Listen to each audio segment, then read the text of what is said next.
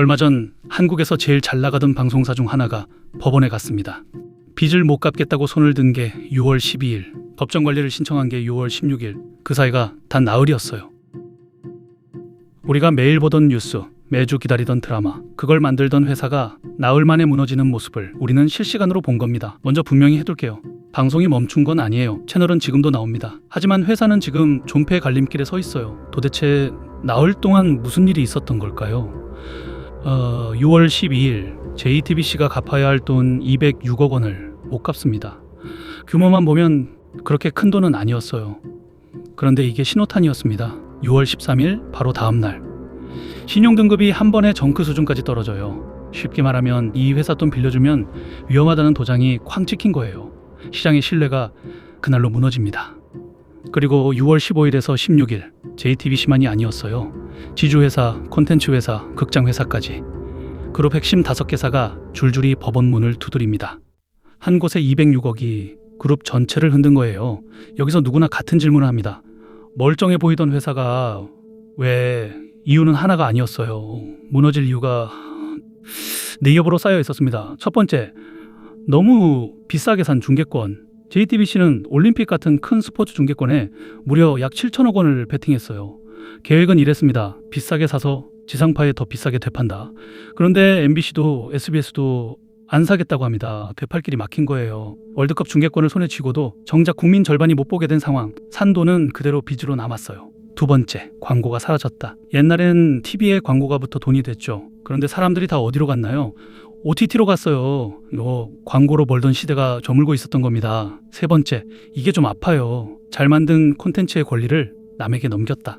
JTBC가 만든 인기 프로그램들, 그 권리를 계열사의 통째로 넘깁니다. 당장 돈은 들어왔어요. 하지만 그 콘텐츠가 두고두고 벌어들일 돈은 더 이상 JTBC 것이 아니게 됐죠. 네 번째, 그룹 전체에 쌓인 빚. 그룹이 끌어다 쓴 돈이 약 2조 8천억 원.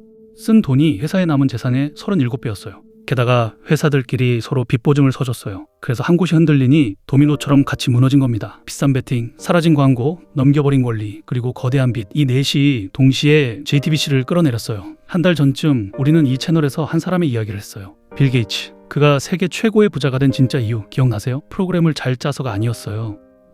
그는 권리를 쥐었습니다. 컴퓨터마다 자기 소프트웨어가 깔리게 하는 그 길목을 틀어주었죠. 세상이 그 길목을 지날 때마다 게이츠에게 통행료가 들어왔어요. 권리를 쥔 사람은 가만히 있어도 벌었습니다. 그런데 JTBC는 정확히 그 반대로 했어요. 자기가 가진 권리, 그러니까 잘 만든 콘텐츠 IP는 남에게 넘겼고 정작 자기 것도 아닌 중개권이라는 길목은 비싸게 빌려서 되팔려다 무너졌습니다. 같은 권리인데 방향이 정반대였던 거예요. 여기서 이 채널이 보는 단 하나의 렌즈, 권리를 쥐는 자가 벌고 권리를 넘기고 길목을 빌리는 자가 무너진다. 같은 법칙의 빛과 그림자였던 거예요. 그럼 이제 JTBC는 어떻게 되는 걸까요? 지금 들어간 게 회생 절차, 흔히 말하는 법정 관리예요. 우리 지금 빚을 다 못 갚으니 법원이 중간에서 정리 좀 해주세요 하는 절차예요. 망하는 거랑은 달라요. 오히려 살리기 위한 수술실에 가깝습니다. 법원이 들어와서 빚을 어떻게 갚을지 다시 짜고 필요하면 회사를 더 가볍게 만들어요. 실제로 법원은 회사가 자산을 함부로 빼돌리지 못하게 묶어뒀어요. 그 사이 금융감독원도 들여다보기 시작했어요. 투자자들에게 위험을 제대로 알렸는지를요. 앞으로 갈 수 있는 길은 크게 세 갈래로 보입니다. 하나, 가진 자산을 팔아 급한 빚을 막고 다시 일어서는 길. 둘, 회사 전체나 일부를 다른 주인에게 넘기는 길. 셋, 가장 안 좋은 경우엔 정리수순으로 가는 길.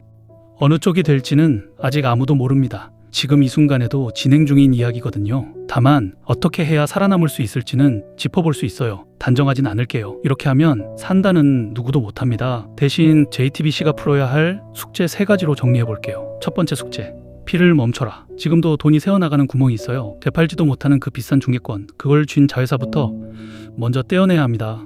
밑 빠진 독에 물을 더 붓는 건 가장 먼저 멈춰야 할 일이거든요. 두 번째 숙제, 넘긴 권리를 다시 쥐어라. 남에게 넘긴 콘텐츠 권리를 이제는 직접 쥐어야 해요. 잘 만든 드라마 하나를 남의 손을 거치지 않고 세계 OTT에 직접 파는 거예요. 권리를 쥔 자가 번다. 게이츠가 보여준 그 교훈을 이번엔 JTBC가 실천할 차례입니다. 세 번째 숙제, TV 광고에서 벗어나라.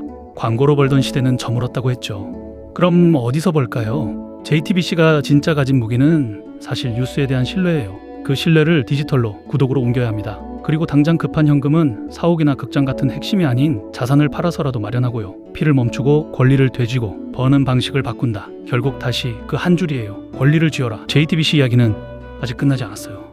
지금 이 순간에도 결말이 쓰이고 있는 중입니다.